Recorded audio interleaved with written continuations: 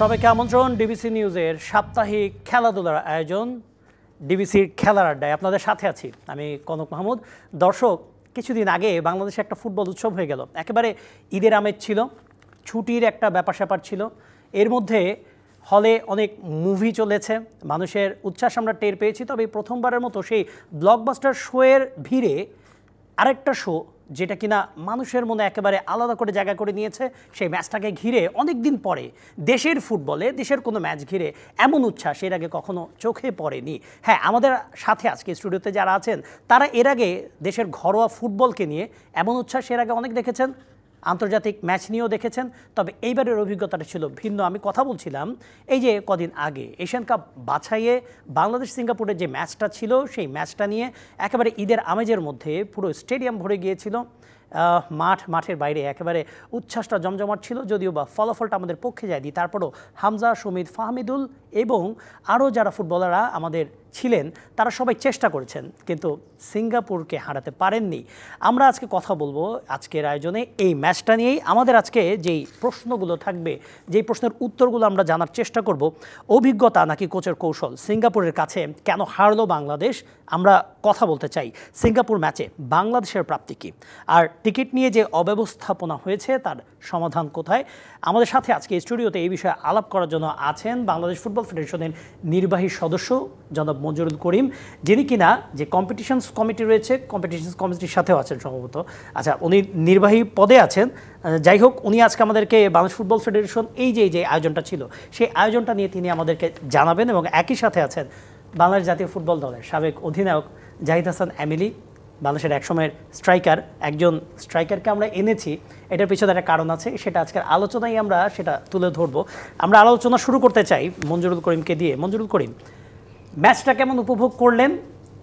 খুব আশা ছিল আমাদের সবারই, সেই ম্যাচটা যখন আমাদের পরে গেল না, কতটুকু হতাশ হয়েছে?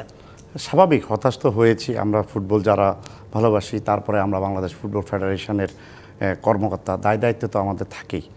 তারপরও আমি বলবো যে আপনারা কিন্তু অতীতকে এত সকাল ভুলে গেলে হবে না। আমি বলবো যে ফুটবল কিন্তু আপনারা বলেছেন কফিনে প্যারাক দেওয়া হয়েছে, সেই কফিনে প্যারাক দেওয়া থেকে কিন্তু আজকে আমরা ফুটবলকে কিন্তু একটা জায়গায় এই 8-9 মাসে আমরা ফুটবলের একটা জাগরণ করতে পেরেছি। সো হোয়াট, আমরা প্রথম ম্যাচটা আমরা ইন্ডিয়াতে খেলেছি, ওই ম্যাচটাও আমাদের জেতা ম্যাচ ছিল। আপনাকে কিন্তু ফুটবলের একটা ভাগ্য বলে কথা আছে, সে ভাগ্যটা হয়তো আমাদের ফেভারে ছিল না। হয়তো ফার্স্ট হাফ আমরা অতটা ভালো খেলতে পারিনি, সেকেন্ড হাফে আমরা কিন্তু মুহুমুহু আক্রমণ করেছি। তো সেই মুহুমুহু আক্রমণ থেকে দর্শক কিন্তু নিরাশ হয় নাই। আমি যতজন দর্শকের সাথে কথা বলেছি, যতগুলো দর্শক বা আমার ফ্যান পরিচিত আমাকে কল দিয়েছে, বলে যে বাংলাদেশ ভালোই খেলেছে, ভাগ্য আমাদের ফেভারে ছিল না। আপনি একটু আগে বলছিলেন যে আমি ভাত খেতে পারিনি, মানে এই স্বাভাবিক এক্সপেকটেশনটা কিভাবে হলো? না, ভাত খেতে পারিনি কথাটা আসলে এটা আমি ফ্র্যাঙ্কলি বলতেছিলাম যে আসলে শুধু আমি না, মনে হয় আমি দেখেছি খেলার দিন পর্যন্ত আমার প্রেসিডেন্ট জনাব তাবিদ আওয়াল সাহেব, উনি যেভাবে প্রত্যেকটা গেটে উনি মুভ করেছেন, প্রত্যেকটা জায়গায় গিয়েছেন, দেখেছেন।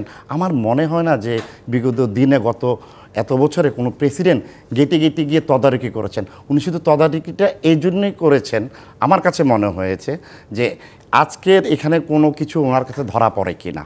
অবশ্যই ওনার কাছে হয়তো যদি ধরা পড়ে শুনি সেটাকে কারেকশন করে নেবেন। তো ওই আজকে যদি টিম যদি জিতে যেত, আজকে কিন্তু আমরা এত মুখোমুখি হতাম না।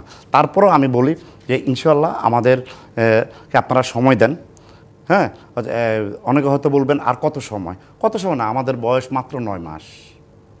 আমরা যে কমিটি এসেছি আমাদের 9 মাস, এবং আমাদের প্রেসিডেন্টের বয়সও, এই ফেডারেশনের বয়সও 9 মাস। সো আমরা উইদিন শর্ট টাইমে, আমি জানি না আমার সাথে তারকা প্লেয়ার এমিলি একমত পোষণ করবে কিনা। অবশ্যই কাজী সালাউদ্দিন যদি 16 বছর পেয়ে থাকেন, তাহলে অ্যাটলিস্ট এই কমিটিটা যে আর সময় পেলে আরও ভালো কাজ করবে। আমরা রিসেন্ট পাস্ট মান্থে বেশ কিছু কার্যক্রমে আমরা সেটা বুঝতে পেরেছি। শুধু মাঠ নয়, মাঠের বাইরে বেশ কিছু কর্মকাণ্ড ছিল। তারপরে যখন প্রশ্নটা চলে আসে পারফরমেন্স নিয়ে, জাহিদ হাসান এমিলি, এই ম্যাচটার অভিজ্ঞতা আমি জানতে চাচ্ছিলাম। এই ম্যাচটা আপনি কিভাবে উপভোগ করেছেন? আর হচ্ছে যে অনেকদিন পরে এই যে ঈদের আমেজের মধ্যে এরকম একটা ম্যাচ, এমিলি আপনারা তো খেলেছেন, এরকম সিচুয়েশনকে কখনো ফেস করেছেন কিনা?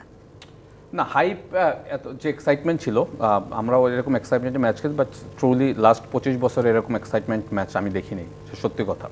ট্রু, যেটা বাস্তবতা সেটা আমাকে বলতেই হবে। বাট এরকম হাইপের ম্যাচ আমরাও খেলেছি, বাট এই ম্যাচটা একটু ভিন্ন ছিল এবং এনভায়রনমেন্ট ভিন্ন ছিল।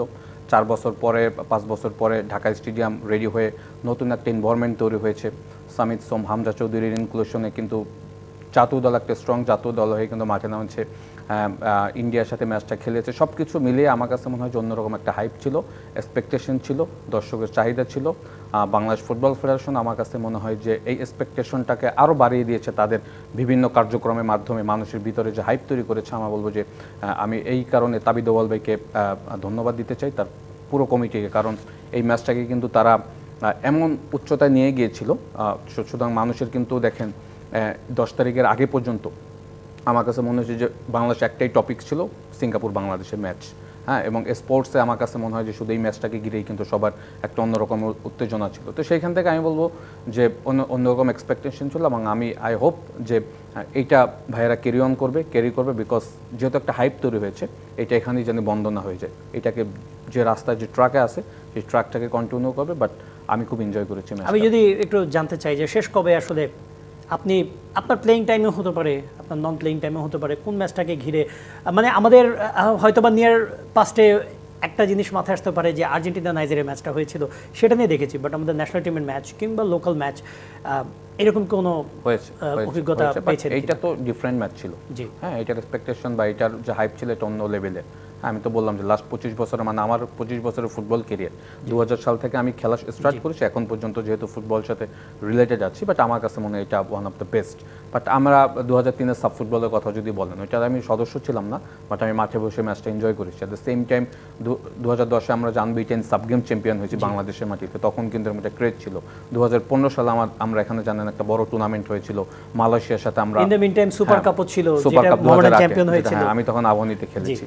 বাট ওভারঅল আমার কাছে মনে হয় আপনি যদি ম্যাচটার বিশ্লেষণ বলতে বলেন, আমার কাছে মনে হয় যে ম্যাচে এখানে আমাদের কিছু জিনিস চিন্তা করতে হবে।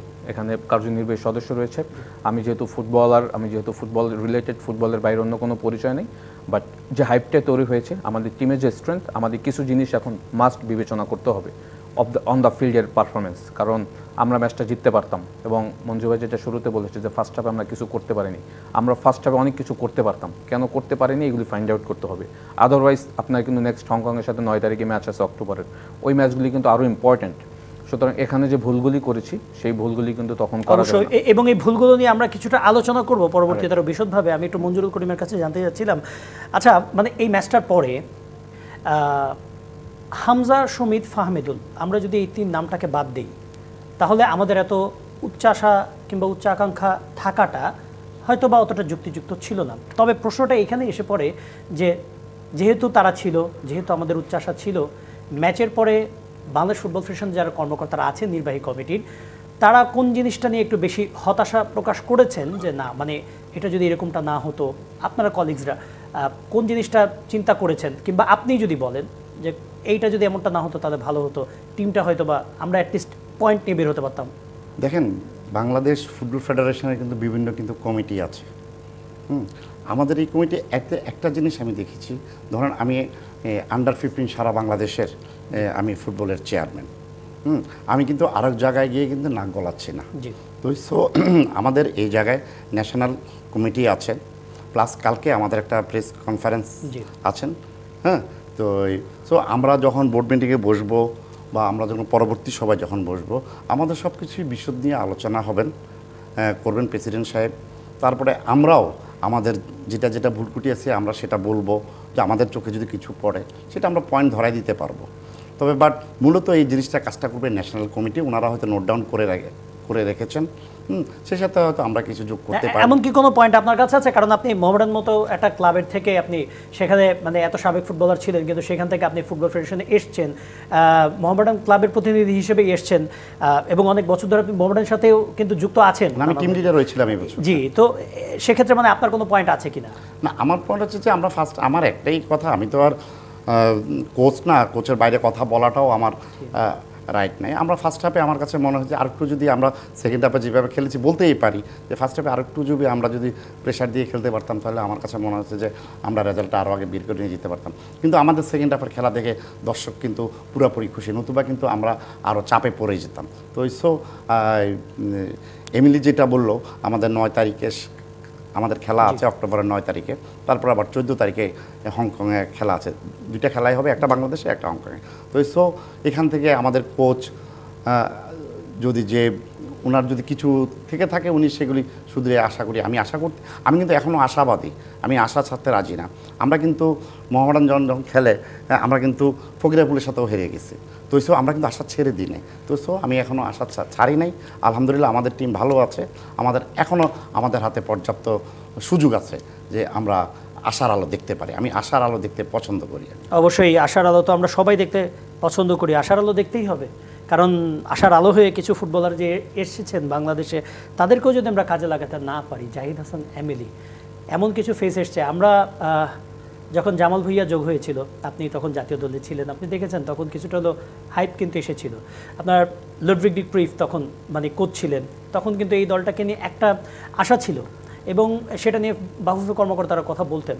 এখন সেখানে হামজা চৌধুরী এসছেন, সমিত সোম এসছেন, ফাহমিদুলের মতো একজন উইঙ্গার এসছেন, যদিও সে খুবই ইয়াং, তারপরও তার স্কিলস আছে। তারপরও আসলে মানে এই দলটা নিয়ে জয় পেলাম না কিংবা পয়েন্ট পেলাম না, এটাকে আসলে খারাপ লাগার মতো কিনা? হ্যাঁ, অবশ্যই এক্সপেকটেশন অনুযায়ী আমার কাছে মনে হয় যে আমরা ম্যাচটা অ্যাটলিস্ট ড্র রাখতে পারলো। আমরা যারা সাপোর্টার রয়েছে, সাপোর্টার কিন্তু কোনো হতাশ হয়নি, বাট সবাই চিন্তা করেছিল আমাদের টিমের যে স্ট্রেংথ, আমরা যেভাবে আসলে ইন্ডিয়ার সাথে ম্যাচটা খেলেছি, সিঙ্গাপুরের সাথে হয়তো ওই প্যাটার্নে খেলা আমরা ম্যাচটা জিততে পারবো, এরকমের দর্শকদের ভিতরে কিন্তু একটা অন্যরকম আগ্রহ ছিল। এবং যেহেতু ম্যাচটা আমরা হোমে খেলছি, হোমে খেলছি এবং সব এনভায়রনমেন্ট আমাদের পক্ষে, এবং আমাদের টিমটা যেহেতু ভালো, আমরা সবাই ধরে নিয়েছিলাম যে ম্যাচটা আমরা জিতবো এবং ম্যাচটা আমরা জিততে পারতাম। আমার কাছে ব্যক্তিগতভাবে মনে হয়েছে যে আমরা কিছু কিছু জায়গায় যদি আমরা শুরুতে ভুলটা না করতাম, আপনি দেখেন আমরা যে টিমটা নামিয়েছি, আপনি ভুটান ম্যাচ থেকে 3জন প্লেয়ার চেঞ্জ করে কিন্তু এই স্টার্টিং ইলেভেনটা সাজিয়েছেন। সেখানে আপনি কি করেছেন, রাইট ব্যাকে শাকিল আহাদ তপুকে দিয়েছেন। আমি কাউকে এখানে ছোট করছি না, তপু হিজ সেন্টার ব্যাক, তাজউদ্দিনকে বাদ দিয়ে শাকিল আহাদ তাস কিন্তু ওই ম্যাচে দুর্দান্ত খেলেছে, ভুটান ম্যাচে ওভারল্যাপ করেছে, ডিফেন্সকে হেল্প করেছে, পুরোটা ম্যাচ সে ভালো খেলেছে। আচ্ছা, সেকেন্ড থিং হলো সে কাজেম শাহকে খেলেছে রাইট উইং, সেন্টার ফরওয়ার্ডে দিয়েছে কাকে, রাকিবকে। তো আমার একটা এক্সপেকটেশন ছিল যে আমাদের এত মিডফিল্ড ব্যাটেলটা এত স্ট্রং, তো আমি কেন আসলে শুরুতেই হাই প্রেসিং কেন করলাম না 15-20 মিনিট, এটা আমার এক্সপেকটেশন ছিল যে আমরা সিঙ্গাপুরকে বিপদে ফেলার অন্য একটা কারণ ছিল। প্রথমে যদি আপনি হাই প্রেস করতেন, রাকিবকে রাইট উইং দিয়ে কাজেম শাহকে যদি আপনি খেলাতে হয়ে মিডফিল্ডে খেলাতেন, ওখানে আপনি যে 2জন সেন্টার ফরওয়ার্ড আছে সুমন রেজা এবং আলামিন, যে কাউকে আপনি ইনক্লুড করতে পারতেন, আইদার আপনি মোরসালিনকে ফলস নাম্বার 9 হিসেবে দিতে পারতেন। বিকজ আপনি প্রেসিং করে শুরুতে যদি 15-20 মিনিটের ভিতরে একটা গোল আদায় করতে পারতেন, তখন কিন্তু ম্যাচটা আপনি আপনার গ্রিপে নিয়ে যেতে পারতেন। বাট সেটা না করে আপনি কি করেছেন, ফার্স্ট হাফটা আপনি অবজারভেশন করেছেন, সিঙ্গাপুরকে অর্গানাইজ হতে দিয়েছেন। সিঙ্গাপুর কী করেছে, ধীরে ধীরে তার খেলাটা সে গুছিয়ে ফেলেছে। ফার্স্ট হাফে কিন্তু আপনি তেমন কোনো ক্লিয়ার চান্স আপনি তৈরি করতে পারেননি। বাট দেখেন এন্ড অফ দ্য ম্যাচ একদম এক্সট্রা টাইমে যখন 3 মিনিট দেখেছে, তখন সিঙ্গাপুর গোল করে কিন্তু তারা ম্যাচ কিন্তু এক প্রকার তাদের দিকে নিয়ে গেছে। আপনি কি করেছেন, সেকেন্ড হাফে আপনি অল আউট গিয়েছেন, যখন আপনি 2 গোল কনসিড করেছেন। মঞ্জু ভাই যেটা বললো যে সেকেন্ড হাফে আমরা প্রচুর সুযোগ তৈরি করেছি, 11টা কর্নার পেয়েছি, অনেক কিছু করেছি, why not first half? Expectation আপনার, এক্সপেক্টেটার আপনার, দর্শক আপনার, সব কিছু আপনার। আপনি কিন্তু ফার্স্ট হাফে যদি এই প্যাটার্নটা স্টার্ট করতেন এবং টিমে যদি ওই 2টা জায়গায় চেঞ্জ করে নামতেন, আই হোপ এবং আই বিলিভ দ্যাট যে আমাদের টিম সিঙ্গাপুরকে বিপদে ফেলতে পারতো। অ্যাট দ্য সেম টাইম আপনি দেখেন আর একটা যেটা কোচ করেছে, এখন ম্যাচ হারলে আপনার অনেকগুলি ভুল আপনার সামনে আসবে। আপনি যদি খারাপ খেলে ম্যাচ জিতেন, আপনার অনেক কিছু একপাশে চলে যাবে, আপনি কিন্তু ভুলগুলি আপনার সারা পৃথিবীর ফুটবলের নিয়মই এটাই। তো এখানে কোচ যেটা দেখেন সেকেন্ড হাফে স্পেশালি করেছে, যখন আমরা 1 গোল দিই, আপনি দেখেন রাকিব, তখন 22 মিনিট আছে খেলা, সে কী করলো, অ্যাজ এ স্ট্রাইকার আমি যেটা ফিল করি, আমি যখন গোল করব, দ্যাট মিনস আমি সেকেন্ড গোলের জন্য পাগল হয়ে যাব। তো রাকিব গোল করার পরে সে কি করেছে, মোরসালিন এবং শাহরের ইমামকে একই সাথে 75 মিনিটে এবং সে কি করেছে, রাইট ব্যাকে নিয়ে গেছে আপনার রাকিবকে। Why Rakib should been centre forward, because সে একটা গোল করেছে, দ্যাট মিনস ওই সময় আলামিনও নেমেছিল, দ্যাট মিনস রাকিব কিন্তু পরবর্তী গোল করার জন্য ওইখানে থাকবে। আপনি কি করলেন, রাকিবকে রাইট ব্যাকে দিলেন। সো এইগুলি আসলে ম্যাচের শেষে আসবে, বিকজ আমরা ম্যাচটা জিততে পারিনি। আমাদের প্লেয়াররা they are given hard in the pitch, তার কারো কোনো কিছু দেয়ার কিন্তু কমতি ছিল না। বাট যেটা হয়েছে আমরা অর্গানাইজ ওয়েতে অনেক কিছু করতে পারি না। দেখেন শেষের দিকে গিয়ে যেটা হয়েছে, অনেক তাড়াহুড়া করেছি আমরা, হ্যাঁ এটা কিন্তু কোচের একটা ইনস্ট্রাকশন, বি পেশেন্ট, তোমরা কন্ট্রোল করে খেলো। আমরা যে সেট পিস পেয়েছি ব্যাক টু ব্যাক 4টা কর্নার পেয়েছি, আমরা সেট পিসগুলি ভালো নিতে পেরেছি। ইভেন এক পর্যায়ে যে হামজাকে কর্নার, হ্যাঁ আমি আসছি পয়েন্টে আসে, দেখেন হামজা কিন্তু সেট পিসগুলি ভালো হচ্ছিল না দেখে সে কিন্তু সেট পিস নিতে গেছে। বিকজ যখন আপনি কর্নার নেবেন you should be target man on Hamza, আপনার হামজা হবে টার্গেট ম্যান, বিকজ এই ফিল্ডে ভিতর সব থেকে টল প্লেয়ার এবং তার সেট পিস হেডিং, বিকজ সে ভুটান ম্যাচে সেটা করে দেখিয়েছে। সুতরাং এই মিস্টেকগুলি এখন সামনে এসেছে। আমাদের যারা ন্যাশনাল টিম ম্যানেজমেন্ট কমিটি আছে তারা আমার মনে হয় যে কোচের সাথে বসে ডিসকাশন করে, বিকজ হংকং আরও টাফ টিম, টাফ অপোনেন্ট, সুতরাং এইগুলো আপনাকে অর্গানাইজ করতে হবে। আচ্ছা, মানে আমি মঞ্জু ভাইয়ের কাছে একটু জানতে চাচ্ছিলাম, আমি ভুটান ম্যাচে আমি জামালকে খেলালাম, জামালের সাথে ফার্স্ট 11-এ হামজা চৌধুরীর দারুণ একটা কম্বিনেশন হলো। আমি দেখলাম জামাল অ্যাসিস্ট করলো, হামজা গোল করলো, আমি সেই প্লেয়ারটাকে বসিয়ে রাখলাম না, ঠিক আছে জামাল অনেক দিন ধরে খেলার বাইরে ছিল, এই মানুষটাকে বসিয়ে আমি নামালাম মোহাম্মদ হৃদয়কে, একটা ইয়াং ম্যানকে। আমি মানে অ্যাটলিস্ট আমি জামালকে না নামাই, আমি তো সুমিত আর হামজা দুজনকে আমি তো খেলাতে পারতাম হোল্ডিংয়ে, হ্যাঁ, কিন্তু হৃদয়কে কেন হঠাৎ করে নামালো? মানে এইটা হুট করে একেবারে এইভাবে চেঞ্জ করে, যেখানে আমি দেখছি যে হামজার সাথে জামালের একটা বনিবনা হচ্ছে, একটা আন্ডারস্ট্যান্ডিং হচ্ছে, এইটা নিয়ে কি যখন আপনারা ছিলেন, আপনারা সবাই বাফুফের যারা অফিসিয়ালরা ছিলেন সবাই একসাথে বসেছিলেন, অনেক টেকনিক্যাল মানুষ আছেন, অনেক এক্স ফুটবলাররা ছিলেন, মানে আপনাদের মধ্যে কি কোনো কথা হয় না এটা নিয়ে? এটা কোচ কি করছে? দেখেন আমি আপনাকে বলি, এই ইন্ডিয়াতে যখন খেলা হয়েছিল আমাদের যে টিমটা করানো হয়েছিল সেই ফুল টিমটা তে কিন্তু এই জামাল ভুঁইয়া ছিল না, ঠিক আছে। তারপরে সে আবার যেহেতু আমাদের ক্যাপ্টেন, তারপরে আবার সে টিমে সে ব্যাক করেছে, লিগে সে আবার খেলে সে আবার আমাদের ন্যাশনাল টিমে এসেছে। এখন দেখেন আপনি যে বললেন যে ভুটানের ম্যাচে সে খেলেছে, ভুটানের ম্যাচে কিন্তু প্রত্যেকটি প্লেয়ারকেই কিন্তু খেলানো হয়েছে, যারা যারা খেলা তাদেরকে কিন্তু খেলানো হয়েছে। তো এই জায়গায় কোচ যে ডিসিশন নেবে, এখানে কিন্তু আমরা কোনো মাঠের বাইরে থেকে ডিসিশন নিতে পারি না বা আমরা বলতে পারি না। হয়তো আমরা দিন শেষে বলতে পারি যে এটা হলে সেটা হলে ভালো হতো। এখন রেজাল্ট যেহেতু পাই নাই, যার কারণে আমরা এখন বিভিন্ন হতাশায় ভুগতেছি।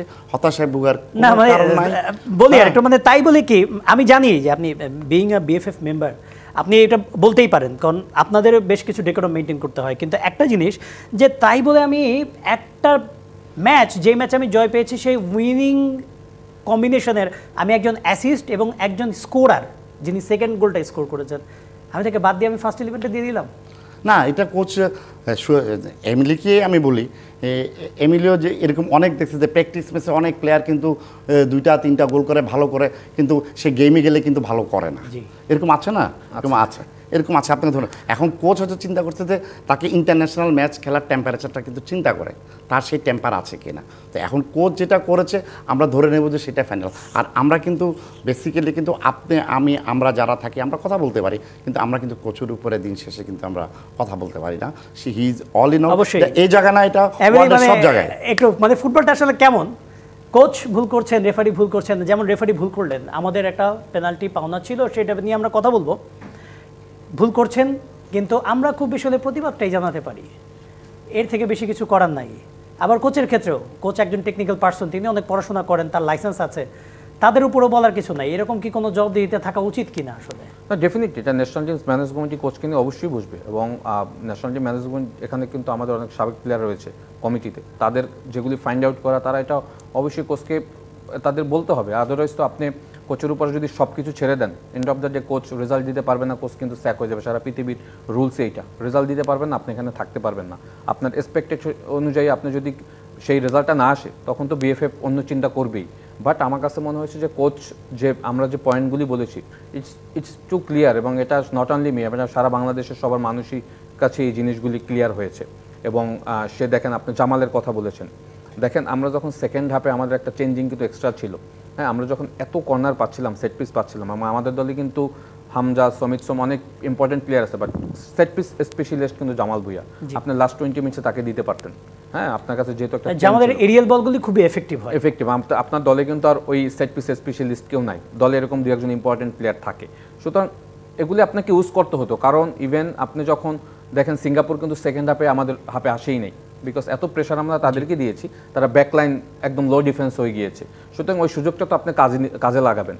সুতরাং আমি আসলে মানে কোচের পয়েন্ট অফ ভিউ থেকে আমি বুঝি না সে আসলে কোন চিন্তা করে কি কাজগুলি করেছে, বাট এইগুলি জবাব দিতে তাকে অবশ্যই ম্যানেজমেন্ট কমিটি আছে তারা নিবে। অবশ্যই কোচের বেশ কিছু সিদ্ধান্তের ব্যাপারে আমরা আরো কথা বলবো, আমাদের একটা বিরতি নিতে হচ্ছে। দর্শক, আমরা কথা বলছিলাম, আমাদের এখানে একজন জাতীয় দলের সাবেক অধিনায়ক আছেন, একজন বাংলাদেশ ফুটবল ফেডারেশনের কর্মকর্তা আছেন। আমরা এই ম্যাচ নিয়ে কথা বলছিলাম, আর অনেক কথা বলার আছে, কারণ এখান থেকে যে পয়েন্টগুলো আসবে হংকং ম্যাচ আমরা সেগুলো শুধরে নিতে পারবো। আমাদের সাথেই থাকুন, একটা বিরতি নিচ্ছি।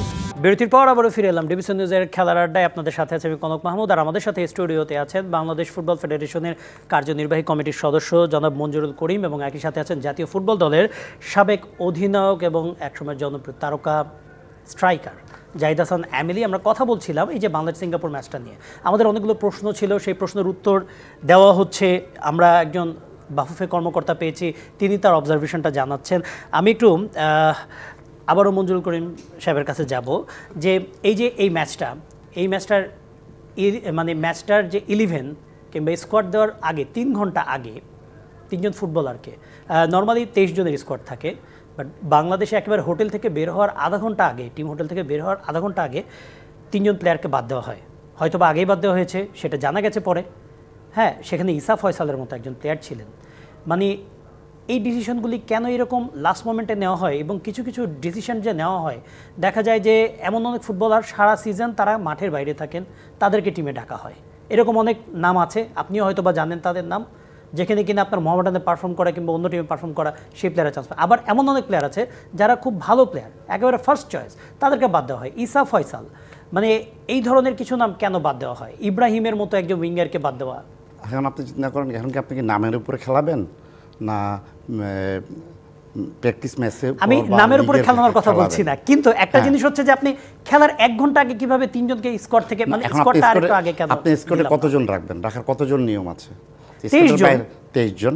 যেমন সেই 23 জনের ভিতরে আপনি ইসা ফয়সালের কথা বলতেছেন, হ্যাঁ, আরেকজন এসে তো বলবে যে আপনি ইসা ফয়সালকে বাদ দেওয়া আপনার উচিত ছিল, ইসা ফয়সালের এখন ফর্ম নাই। না, এইখানে ব্যাপারটা হচ্ছে প্রক্রিয়াটা যেমন হচ্ছে যে আপনি তো তাদেরকে আগেই বাদ দিতে পারতেন। আরেকটা জিনিস হচ্ছে যে আপনি একদিনও প্র্যাকটিস করালেন না, এর আগের যে স্কোয়াডটা করা হয়েছিল ইন্ডিয়া ম্যাচের আগে সম্ভবত এমিলি, মানে আপনি তাদেরকে দেখলেনও না, প্র্যাকটিসও করালেন না, আপনি ফার্স্ট একটা স্কোয়াড ডাকলেন, সেখান থেকে আপনি আবার 6 জনকে হুট করে বাদ দিয়ে, কিন্তু তারা তো প্র্যাকটিসই করে না, মানে তাদেরকে তো আপনি দেখেনই নাই, তাদেরকে বাদ দিয়ে দেন। মানে কোচ এই ধরনের অদ্ভুত সিদ্ধান্তগুলো কেন নেয়? আসলে কি কোচ নেয় নাকি টিম ম্যানেজমেন্ট নেয়? আর এখন যেহেতু আমি আপনাকে প্রথমেই বলছি আমাদের ন্যাশনাল ম্যানেজমেন্ট আছে, হ্যাঁ, এখন একটা টিম যখন হেরে যায় তখন অনেক কিছু আলোচনা চলে আসে, সেটা এমএলএও বলছে।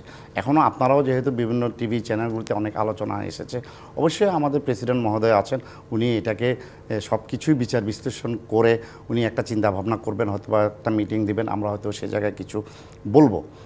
কিন্তু ওই যে কথাটা আমি প্রথমেই আপনাকে বললাম যে আমরা বাংলাদেশ ফুটবল ফেডারেশনের কর্মকর্তারা কখনো কিন্তু খেলা চলাকালীন অবস্থা মাঠের ভিতরেও যায় না, কোচের সাথে কথাও বলি না, আমরা কখনো ইন্টারফেয়ার করি না, এবং বিদেশি কোচ যেয়ে আসুক ওনারা কিন্তু নাক গলানি পছন্দ করে না। আমি কিন্তু একটু আগে এমডির সাথে বলতেছিলাম যে আমাদের মহারানের যে যে কোচ সনলেন যে কোচ ছিল, আমি ওনাকে খুব কাছে থেকে দেখেছি, একদম কাছে থেকে দেখেছি। এমিলি ওনার আন্ডারে খেলেছে। এমিলি বলেছে উনি আসার পরে ফার্স্ট রাউন্ডে আমাদের একটু রেজাল্ট খারাপ ছিল, সেকেন্ড রাউন্ডে গিয়ে আমরা 22 পয়েন্ট পেয়েছি। তাহলে আপনি চিন্তা করেন কোচ টু কোচ ভেরি থাকতেই পারে। তো আমি এখানে কিন্তু আমি যদি আজকে ন্যাশনাল ম্যানেজমেন্টের হইতাম তাহলে আমি হয়তো কিছু বলতে পারতাম। তাহলে এখানে আরেকটা প্রশ্ন এসে যায়। হ্যাঁ, আপনার যখন মানে এটা আসলে প্রসঙ্গান্তরে এসে যাচ্ছে, যখন হাভিয়ার ক্যাব্রেরার সাথে চুক্তিটা আমার শেষ হয়ে গেল বাংলাদেশ ফুটবল ফেডারেশনের ইলেকশনের পরে, তখন একটা কথা ছিল যে হাভিয়ার ক্যাব্রেরাকে হয়তো বিদায় করে দেওয়া হতে পারে, এবং সেখানে কিন্তু সনলেনেরও নাম ছিল। আপনি হয়তো মনে করতে পারবেন, এবার আমি আপনাকে সনলেন কিন্তু ক্যান্ডিডেট ছিল। আমি তারপরে সনলেনকে, তিনি একজন হাই প্রোফাইল কোচ, তাকে না নিয়ে এসে, তিনি বাংলাদেশে কাজ করেছেন, তাকে না নিয়ে এসে আমি আবার সেই আগের কমিটির কোনো একজন সহসভাপতির রিক্রুটেড একজন কোচকে রেখে দিলাম, এটার যুক্তিটা কি? আপনার এটা যুক্তি না। আমি আপনাকে বলি, এই যে এমিলি একটু আগে বললো, সারা ওয়ার্ল্ডে কিন্তু আপনার যখন রেজাল্ট পায় না তখন কিন্তু কোচের উপরে কিন্তু একটা প্রেশার আসে, ঠিক আছে? হ্যাঁ, আমরা কিন্তু বাই দিস টাইম ইন্ডিয়াতে একটা রেজাল্ট পেয়ে গেছি। ওই রেজাল্টটা কিন্তু তার জন্য এবং আমাদের কোচের জন্য একটু প্লাস পয়েন্ট হয়েছে আমি মনে করি। এখানে কিন্তু আমরা কাকে রাখবো না রাখবো এটা টোটালি ডিসিশন কিন্তু ন্যাশনাল ম্যানেজমেন্ট কমিটি নিয়ে থাকে, ঠিক আছে, তো আমি মনে করি এটা আমার ব্যক্তিগত জি, জি, মতামত, জি, জি। যেহেতু ইন্ডিয়ার ম্যাচটা I have seen my own eyes, so আমি দেখেছি আমাদের টিমটা খুব ভালো খেলেছে। অবশ্যই। হয়তো ম্যানেজমেন্ট কমিটি বা আমাদের প্রেসিডেন্ট মহোদয়ও ইন্ডিয়াতে আমার সাথে একসাথে ছিলেন, হ্যাঁ, উনিও হয়তো চিন্তা ভাবনা করেছেন হয়তো যে না, যে ফরম্যাটে উনি ইন্ডিয়াতে খেলেছে সেটার প্রতিফলনই কিন্তু জাতীয় স্টেডিয়ামে হবে। কিন্তু আমি আপনাকে প্রথমেই একটা কথা বলেছি, হ্যাঁ, আমরা কিন্তু আমাদেরকে একটু কাজ করতে দেন, একটু সময় দেন, আমরা বেশি সময় চাবো না। আমরা 9 মাসে কিন্তু আজকে কিন্তু দেখেন ঢাকার মাঠে সেই 80-র দশকে, সেই 90-র দশকে যে দর্শকগুলি আসতো, হ্যাঁ, সেই দর্শকের অনেকেই হয়তো এখন নাই, কিন্তু ফুটবল যে একটা ছিল বাংলাদেশে, এই জিনিসটা কিন্তু আমরা কিন্তু এই কমিটি বুঝিয়ে দিয়েছি। আর আপনি একটু আগে আলা বলতেছিলেন যে টিকিটিংয়ের কথা, আমি কিন্তু এখানে কিন্তু দেখেছি যে অনলাইনে ছাড়া হয়। অবশ্যই আমি টিকিট নিয়ে কথা বলবো, না, আমরা আপনি- একটু ওই সাবজেক্টটা নিয়ে, আমরা টিকিট নিয়ে অবশ্যই আপনার কাছেই আমাদের আসতে হবে। আমি একটু জাহিদ হাসান আলীর কাছে জানতে চাচ্ছিলাম যে মঞ্জুর করিম ভাই বললেন যে কাজ করতে চান, সময়টা দিতে হবে, কিন্তু সেটা কি মানে হাভিয়ার ক্যাবরেরাকে রেখেই নাকি আসলে একটা পরিবর্তন এখানে প্রয়োজন আছে? দেখেন, আমি আমার পয়েন্ট অফ ভিউ থেকে অনেক কিছু বলবো। ইটস এভরিথিং ডিপেন্ডস অন তাবিদ আউয়াল ভাই। জি। হ্যাঁ, উনি আমাদের থেকে অনেক বেশি বুঝেন, এবং উনি কিন্তু নট অনলি বাংলাদেশ, উনি মডার্ন ফুটবলের যত কারিকুলাম আছে সব ওনার কাছে, উনি কিন্তু এগুলি নিয়ে কাজ করেন এবং জানেন, নিজেও ফুটবলার ছিলেন। জি। এবং তাবিদ ভাইয়ের একটা প্যাশনের জায়গা হলো সে ফুটবল রিলেটেড, তার কেরিয়ারে কিন্তু সে আমাদের সাথে প্রিমিয়ার লিগও খেলেছে। অবশ্যই। সে যখন আরামবাগে খেলে তখন আমি ব্রাদার্সে খেলি, সুতরাং তার ভিতরে আমিও তার খেলা দেখেছি হ্যাঁ, আপনিও একসময়। দেখেছেন। সুতরাং তাবিদ ভাই is very very clever about that, এবং সে ডেফিনেটলি চাবে বাংলাদেশ কিভাবে রেজাল্ট পাবে। I hope Bangladesh football federation সবাই সেটা চাবে। দেখেন, আপনি মঞ্জু ভাইকে একটু আগে যেটা বলেছেন অ্যাবাউট কোচের ব্যাপারে, মালদ্বীপ ম্যাচের কথা মনে আছে আপনার, যেটা কিংস এরিনায় হয়েছে লাস্ট, যখন আমরা ম্যাচটা ওই ম্যাচের পরেই কিন্তু কোচের সাথে রিনিউ হয়েছে।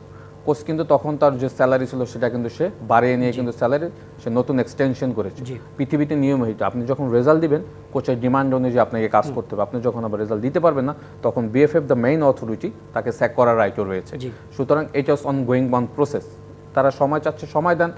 দেখেন, এটা তো তাদের ডিসিশন, আপনি আমি ডিসিশন দিতে পারবো না, বাট ভুলগুলি আমাদের সামনে ধরতেই হবে। বাট অ্যাজ এ স্পেক্টেটর আমরা যেগুলো আমাদের সামনে আসবে সেগুলো আমরা বলবো।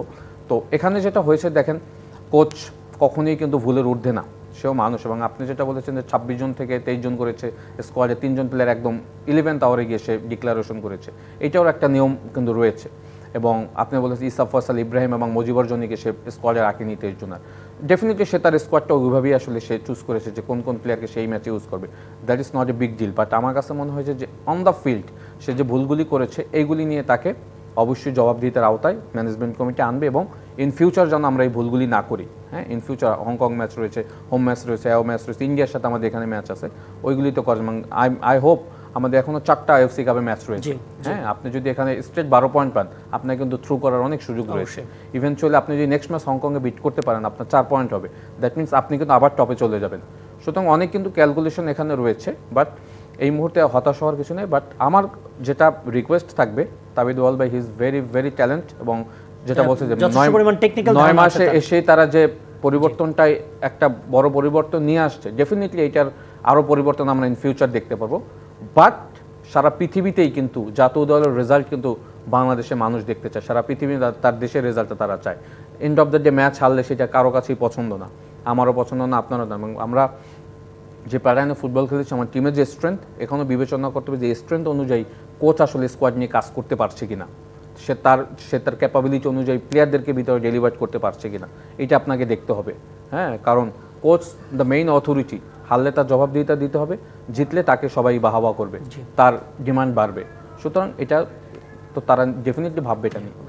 আমরা একটা পেনাল্টি নিয়ে কথা বলতে চাচ্ছিলাম। পেনাল্টির যেই আবেদনটা, যেটা আমাদের কিন্তু আসলে এই ম্যাচটা বাঁচানোর সুযোগ ছিল, ফয়সাল আহমেদ ফাহিমকে করা যে পেনাল্টিটা হয়েছে, এটা বাংলাদেশ ফুটবল ফেডারেশনের মানে পক্ষ থেকে আসলে রেফারির যে সিদ্ধান্তটা ছিল, রেফারি একেবারে পাত্তাই দেননি, কিন্তু এটা it was a genuine penalty.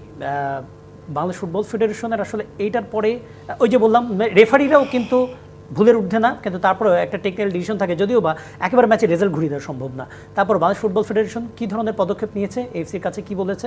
আরেকটা জিনিস হচ্ছে যে আসলে আপনারা যারা অফিসিয়ালরা ছিলেন, আপনারা মানে কতটুকু হতাশ হয়েছেন এটার পরে? আমরা তো দেখলাম জেনুইন পেনাল্টি। আপনি খুব সুন্দর কোশ্চেন করেছেন। আমি রিসেন্টলি নেপালে এই কংগ্রেসে আমি গিয়েছিলাম। আমাকে বাংলাদেশ ফুটবল ফেডারেশন থেকে সম্মানিত প্রেসিডেন্ট জনাব তাবিদ আউয়াল সাহেব পাঠিয়েছেন। ওখানে গিয়ে কিন্তু আমি কিন্তু বসে থাকিনি।